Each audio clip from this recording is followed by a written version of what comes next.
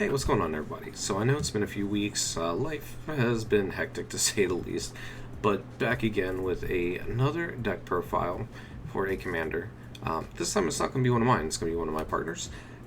She likes the Pillow Fort sit back and gain life strategy. So her commander is Oloro, Ageless Ascetic. For those I may not know, Oloro is a 4/5 giant soldier for 3 colorless, 1 white, 1 blue, 1 black. It has imminence before imminence was a keyword, so whether it's in the command zone or out on the field, you're going to be gaining 2 life. And then it also has, whenever you gain life, you may pay 1 colorless. When you do, draw a card, each opponent loses 1 life. So it's got a little bit of bleed and card draw into it. So getting into it, we have the mana rocks, things like Soul Ring, Mind Stone, Azoria Signet, Orzhov Signet, and that pretty much rounds them out. Next up, we have a little bit of Graveyard Hate with Lantern of the Lost. A little bit of life gain and ping to start combos with Chalice of Life. Almost said Chalice of the Void, that's a different one. Almoret's Archive for more life gain and more card draw, because why not? Same with Well of Lost Dreams, gain life, draw cards. Seems pretty good. Book of Exalted Deeds, because constantly gaining life and making the angel tokens is a very, very nice feature. And then with an addition that will be coming later that's not currently in here with something like Mutavault, you can have a permanent Platinum Angel as long as there's no land removal. And then, of course, with this being a life gain deck, you're going to want the Aetherflux Reservoir. Something that will let you just gain obscene amounts of life and then turn that life into removal, whether that be a creature, but most likely a player, is very nice. Alright, going on to creatures now. There's Shattered Seraph out of Streets of New Capenna, a new edition. That's a little bit of mana fixing and everything. And then this deck also has a slight sub-theme of enchantments, so have something like Mesa Enchantress to draw you more cards whenever you get to it. Archangel of Thune, if you're getting the life, might as well make big critters, which is why there's also Celestial Unicorn and an Andromed's Primate that'll be coming up later. Soul Warden, because it's just gain life. Creature comes into play, gain life. Doesn't matter whose side it's on. And then there's the Primate that I had mentioned. Then you've got Silent Sentinel. So whenever it attacks, you may return target enchantment card from your graveyard to the battlefield. Lets you get back a key piece that you need. Valkyrie Harbinger, because again, gain life, make tokens. Same as the Book of Exalted Deeds. Rock's Faithmender, because doubling the life gain seems pretty good. Compassion Orator serves the same purpose as the Soul Warden to gain you life, same as the Luminarch Veteran that will be coming up soon-ish. Then we got the Drugskull Reaver. I mean, a double striker with lifelink and flying is already good enough. And then whenever you gain life, draw a card is an amazing thing. There's a combo in here that you got to be careful of, because if you can't win or disrupt it, you will deck yourself, which I will highlight when we get to it, because it is actually a creature combo. So I'll just leave it there. So then we got Voice of the Blessed. Again, gain life, make big critter. There's the combo too. So another new addition out of Streets of New Capenna is Quizela, Augur of Agonies. I will never be able to pronounce this right. I've called it Quiznos, I've called it Rayquaza. Anyways, whenever you draw a card, target opponent loses 1 life, you gain 1 life. It's a 3/4 for 4, and it makes a nice little combo with Drugskull. Draw a card, gain a life, ping somebody, draw a card. So if you're able to finish the table, it's a great combo. Or if you have a way to disrupt it. Otherwise, you gotta be careful. Luminarch's Veteran, gain life. Moonblessed Cleric for enchantment, tutoring. Vampire Skevener, I probably just said that entirely wrong. But another gain life, get big. Philidor Sovereign, because if it manages to stick around, you win the game. I mean, it's as simple as that. Zilliport Cutthroat, another just life gain and bleed piece. Same with the Indulging Patriarch. Patrician, I'm sorry. Soul Attendant, again, critter comes in, gain life. Then we got Metropolis Angel. Whenever you attack with one or more creatures with counters on them, draw a card. Seems good for this. This has had some revisions that I am not familiar with, so I will be stopping in a couple of points. So I apologize for that. Alright, so we got Marauding Blight Priest. Whenever you gain life, each opponent loses 1 life. It's a pseudo Sanguine Bond. It is a combo piece that you can use, so why not? And then we got Kambal. Campbell Consult of Allocation. Console of Allocation. I cannot get words out. Whenever an opponent casts a non-creature spell, that player loses 2 life, you gain 2 life.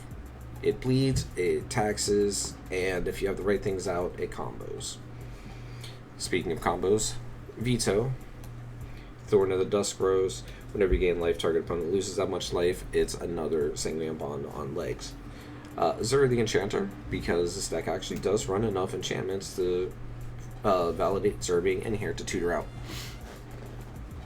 Speaking of one, Underworld Coinsmith, it's a Luminarch Veteran or a Soul Warden, but for enchantments.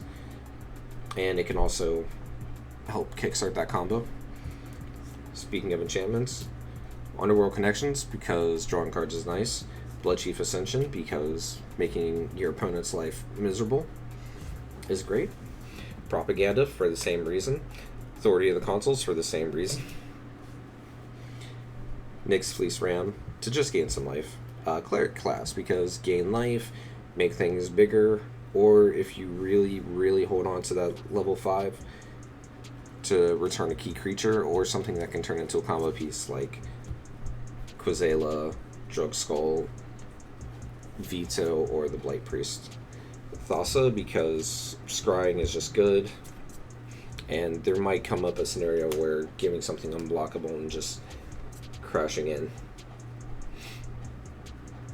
Theros, God of Passages, again another indestructible god, but it taxes, and you get stuff back. Hissing Miasma, because token strategies are a thing. Making it hurt for those token strategies whenever they swing on you is honestly a pretty good call. Exquisite Blood and Sanguine Bond, because this combo should never be underestimated, and I mean, if you've got the life gain going on, you might as well have it together. For anybody that may not know, if you gain 1 point of life with these 2 out, it turns into an infinite combo unless somebody can break it, because you will gain the life, which will make an opponent lose that much life, or if you make an opponent lose a life, or if you have these out and one of your opponents makes somebody lose a life. Hallowed Haunting, like I said, it's got a art or an enchantment sub-theme.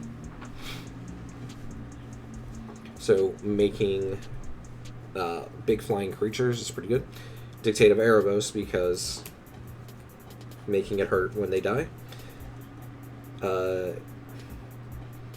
Nykthos Paragon, sorry, I had to take a second for that one. It's a once per turn Archangel of Thune, but it gives you that many. So if you gain 10, everything's getting 10. Sphere of Safety, same with Propaganda. Cigar to Splendor. Enters the battlefield, note your life total. It's going to either gain you cards, but it also will gain you life. Alright, so now we're going to go into some removals with Utter End. Oh, I'm sorry, these are the instants. So we got Utter End for removal, Limdol's Volt to help stack, Dark Ritual for mana ramping, Void Rend because uncounterable removal is nice, Invoke the Divine because it gets rid of artifacts, it gets rid of enchantments, and it gains life, so kickstart that thing. Dismember, you're almost never in a position with this deck where you can't pay the 4 life for a quick dismember. Power word kill. So, more removal. Alright, next we got the Planeswalkers in the form of Nico Eris and Teferi, who sets the sunset. They have life gain, they have card draw, they have very good effects. Then we got some board removal with End Hostilities, Farewell. Is that the only one? Nope. And Vanquish the Horde. Again, token and go wide strategies are a thing. This helps. End Hostilities, because getting rid of problematic equipment or anything, it's nice. And then Farewell, because you just want to deal with everything at that point. And there's also a Vindicate, an Idyllic Tutor to fetch those enchantments, the combo pieces like the Sanguine and Exquisite. Okay, now going into lands, it's pretty much your run-of-the-mill when it comes to something like this. So you got Orzhov, Balistica, probably pronounced that wrong, Drawn Catacombs, Godless Shrine, Vault of the Archangel, Watery Grave, Dimir Aqueduct, Temple of Deceit, Scoured Barrens. It may seem out of place to run a slow dual land, but if you're in a position where you top deck this and you happen to have any of your things that are going to combo off when you gain the life, that helps. Temple of Silence, Skybridge Towers, it's card draw. Command Tower, because Command Tower. Nimbus Maze, Glacial Fortress, Creeping Tar Pits, because, hey, might as well make it unblockable. Bajuku Bog, because graveyards. Mystic Gate, Isolated Chapel, Hollowed Fountain, Great Hall of Starnheim. Makes a token, so it could be something to use late game. Obscura Storefront, because it is, in this, a better Evolving Wilds. It's going to search for the exact things that you want, but it's also going to gain a life. So even late game, it's not something that's that bad to see. And then a Refined Tower. And then, the basic lands with some swamps.